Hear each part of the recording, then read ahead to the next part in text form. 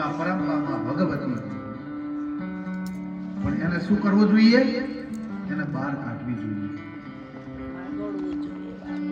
નકે તો એ શક્તિ પણ અંદર ને અંદર ક્ષીણ બની જાય. આપણો મોબાઈલ હોય, સમય થાય એટલે એને ચાર્જિંગ કરવો પડે, નકે પછી ડિસ્ચાર્જ થતા વાર ન લાગે. સમય થાય એટલે એને ચાર્જિંગ કરવું જોઈએ, તોય મોબાઈલ ચાલે. એમાં શરીર પણ એવું છે.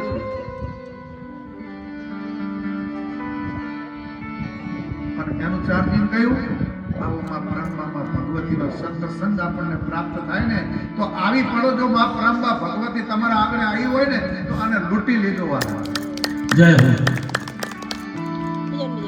એ કાલ કોને દીઠી છે? પેલો ભમરો વિચાર કરતો હતો એક વખત.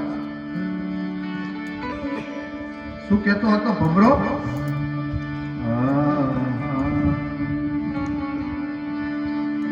રાત્રિ ગમિષ્યતિ ભવિષ્યતિ સુપ્રભાતમ આસ્વાનુદેશ્યસि હસી સ્યસि પંકજશ્રી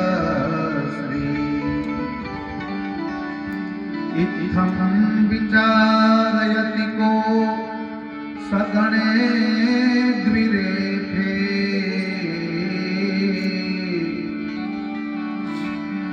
આહંત હંત નલિની ગજઓ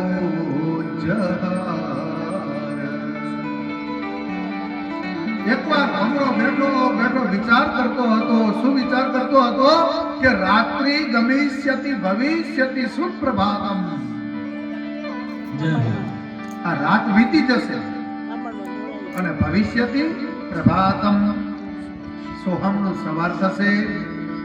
ભાસવાનું દેશ્યસી, ભાસવાનું માને સૂર્યનારાયણ. ભગવાન સૂર્યનારાયણનો ઉદય થશે. ભાસ્વાનુદેશ્યસી હસીષ્યસી પંકજશ્રી, અને સૂર્યના કિરણ પેલા કમળનો જે છોડ હશે ને એની ઉપર પડશે, અને કમળ ઉપર જ્યારે એ કિરણો પડશે ને ત્યારે એ જે ફૂલ હશે ને એ ફૂલ ખીલશે. એ ફૂલ ખીલે ત્યારે એ ભમરો કે હું અંદર ઘૂસી જઈશ ફૂલમાં, અને એ ફૂલની અંદર જેટલો રસ હશે ને એ બધો જ રસ હું ગ્રહણ કરી લઈશ.